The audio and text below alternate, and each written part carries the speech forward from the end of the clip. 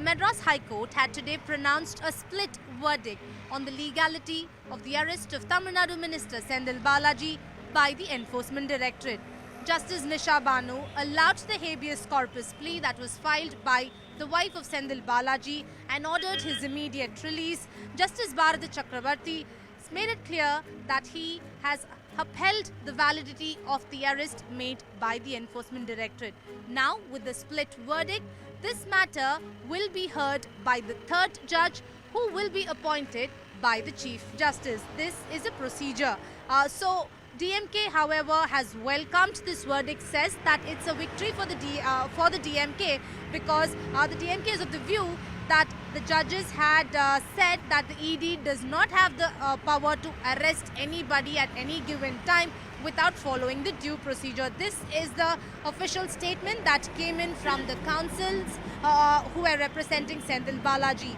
However, interestingly, the Enforcement Directorate had filed an appeal before the Apex Court challenging the interim order that was passed by the Madras High Court on the 15th of June in connection with a plea that was filed by Senthil Balaji's counsel. That will be heard in the Supreme Court today. So all eyes on that development. Interesting to see how that hearing pans out.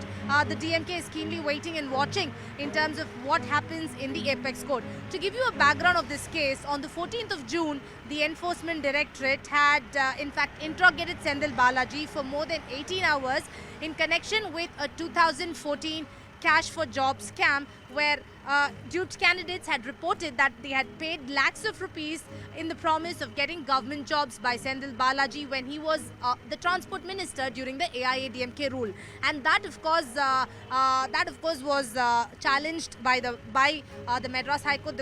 The case went on, and the Supreme Court had recently directed the Enforcement Directorate to initiate a fresh probe in this regard, and therefore since then the ED had begun its investigation and made arrest.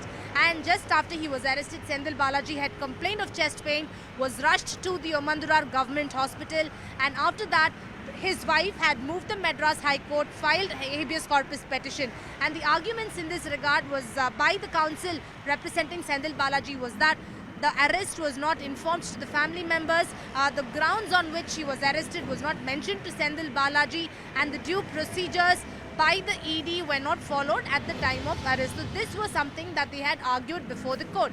And the ED in its response or in its arguments presented before the Madras High Court said that they had followed all the due procedures. In fact, they wanted Senthil Balaji to sign the arrest, but he did not sign. The family members were contacted, they did not respond. So they tried following all the procedures and they did not go against the procedures, is something that the ED had argued. So the maintainability of the habeas corpus was something that was being argued, and one judge feels that the habeas corpus is maintainable while the other judge had differed. Therefore, with the split verdict, now the third judge will hear the case once the CJ appoints. So at the moment, the DMK is keenly waiting and watching the Supreme Court hearing that is scheduled to take place today, and the DMK says that based on how and when the third judge hears the habeas corpus plea moved by the wife of Senthil Balaji, they will decide the next course. So for now, the DMK is waiting for the developments in the Apex Court.